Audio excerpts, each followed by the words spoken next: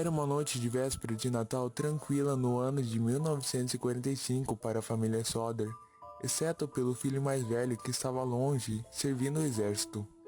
Todos os seus 9 irmãos estavam em casa desfrutando das festas com seus pais, George e Jenny. Quando era a hora das crianças irem para a cama, 5 das crianças, Maurice de 14 anos, Martha de 12 anos, Louis de 12 anos, Jenny de 10 anos e Beth de 6 anos, pediram uma permissão especial para seus pais para ficarem acordados até mais tarde naquela noite. Jenny concordou e disse que eles poderiam ficar até um pouco mais tarde, mas eles tinham que se lembrar de apagar as luzes, fechar as cortinas e trancar a porta da frente. George e Jenny e seus outros 4 filhos foram dormir. Mais tarde, na madrugada, no dia 25, o telefone tocou. Jenny deixou de seu quarto no primeiro andar, onde dividia com George e seu filho mais novo, e foi até o corredor para atender o telefone. Havia uma mulher no outro lado da linha e no som do fundo parecia que havia várias pessoas falando atrás dessa mulher. A mulher perguntou por alguém que Jenny não conhecia. Jenny disse para a mulher que ela devia ter ligado para o número errado. A mulher deu uma risada estranha e desligou o telefone rapidamente. Jenny ficou meio confusa por um momento sobre essa estranha ligação no meio da noite, mas rapidamente seu foco mudou pelo fato que havia um silêncio na casa e todas as luzes estavam acesas, as cortinas abertas e a porta da frente aberta. Jenny presumiu que as 5 crianças que haviam ficado até mais tarde naquela noite haviam esquecido de fazer as tarefas. Ela fechou as cortinas, apagou as luzes e trancou a porta da frente, e então voltou para o quarto. Jenny estava quase dormindo quando ouviu um barulho que parecia ter batido no telhado e que foi rolando para um lado da casa.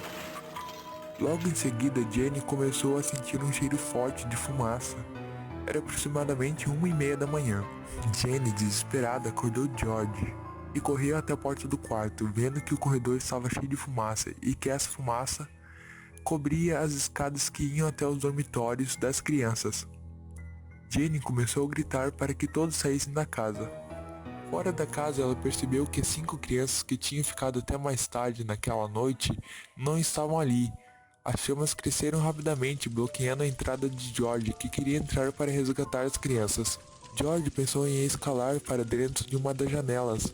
Ele correu até a parte da casa onde sempre tinha uma escada, mas percebeu que ela não estava mais ali. A família estava em pânico pelas crianças que eles suspeitavam que estavam na casa.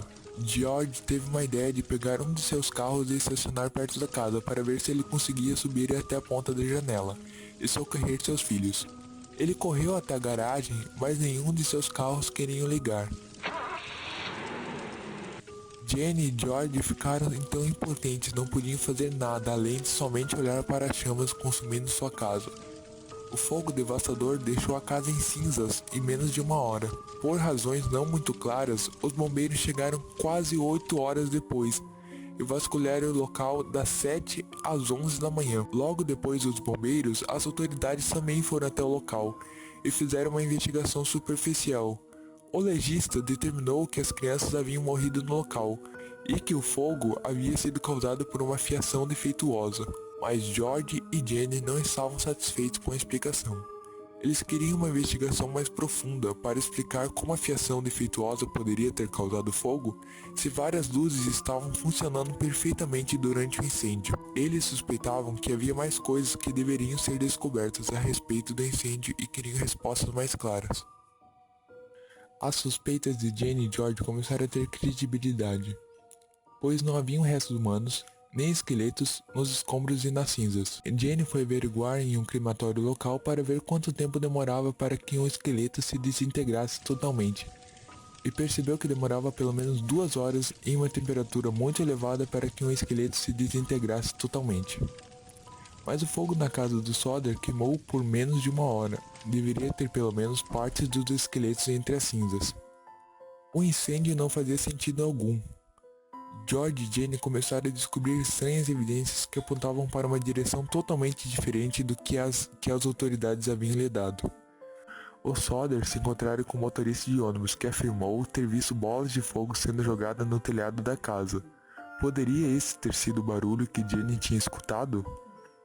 Uma mulher que era familiarizada com a família afirmou ter visto claramente as 5 crianças andando em um estranho carro enquanto a casa estava pegando fogo.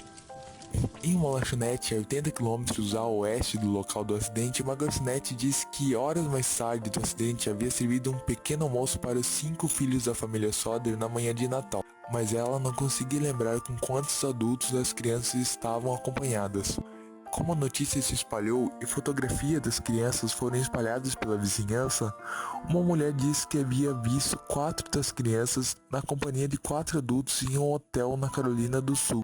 Vários relatos dados por essas pessoas deram esperança para George e Jenny e os levou a começarem suas próprias investigações forenses. E fizeram experimentos queimando ossos de frango para ver se eles se destruíam em 45 minutos. Os ossos permaneceram intactos. George ouviu falar de outra casa que tinha queimado até o chão e que os esqueletos que haviam sido queimados estavam completos e destacados claramente nos escombros. Com todos esses fatos em mãos, Jenny e George resolveram ir até a polícia e pedir para que houvesse uma investigação mais a fundo, mas a polícia se recusou, alegando que o inquérito do legista havia determinado que nenhum crime havia ocorrido. Então George e Jenny continuaram as investigações sozinhos por busca de respostas. Repetidamente, George ia cavar as ruínas da casa destruída em busca de alguma pista. Vários anos depois, após o acidente, George finalmente achou algo que poderia ser o primeiro traço de uma evidência. Alguns ossos e o que parecia ser algum tipo de órgão interno foram encontrados. Os testes mostraram que o órgão era um fígado de vaca e os ossos não tinham nenhum sinal de dano causado pelo fogo. George e Jenny não queriam desistir de jeito nenhum. Então tiveram a ideia de criar uma placa de avisos perto do local de sua antiga casa, que contava com uma foto de seus 5 filhos e em letras bem grandes escrito recompensa de $10.000 por informações, pois acreditavam firmemente que seus filhos haviam sido raptados da casa e que poderiam estar vivos. O tempo passou e a busca de George e Jenny e seus filhos continuaram. Até que então, no ano de 1968, 23 anos depois do incêndio, Jenny recebeu um envelope no correio, que tinha sido enviado da cidade de Kentucky, mas não mostrava o endereço. Dentro do envelope estava a fotografia de um jovem que parecia ter 20 a 25 anos, e atrás da fotografia estava escrito Louis Soder. As autoridades locais acharam que era um tipo de brincadeira cruel, mas George e Jenny pensaram que a fotografia seria exatamente como Louis seria quando adulto. Havia muitas similaridades. Mais uma vez, cheios de esperanças, eles contrataram um investigador particular para ir até a cidade de Kentucky para rastrear quem enviou a foto ou até mesmo o jovem da foto. O investigador saiu do oeste de Virgínia e nunca mais apareceu, e nunca mais ouviu-se falar dele. A foto de 1968 foi a última evidência que George e Jenny conseguiram. George morreu em 1969 e Jenny 20 anos mais tarde, no ano de 1989. Eles nunca acreditaram que seus amados filhos morreram queimados naquela madrugada de Natal. Há vários mistérios contidos nessa história. Quem era a mulher no telefone? Ela estava de alguma forma ligada com o incêndio? Quem moveu a escada?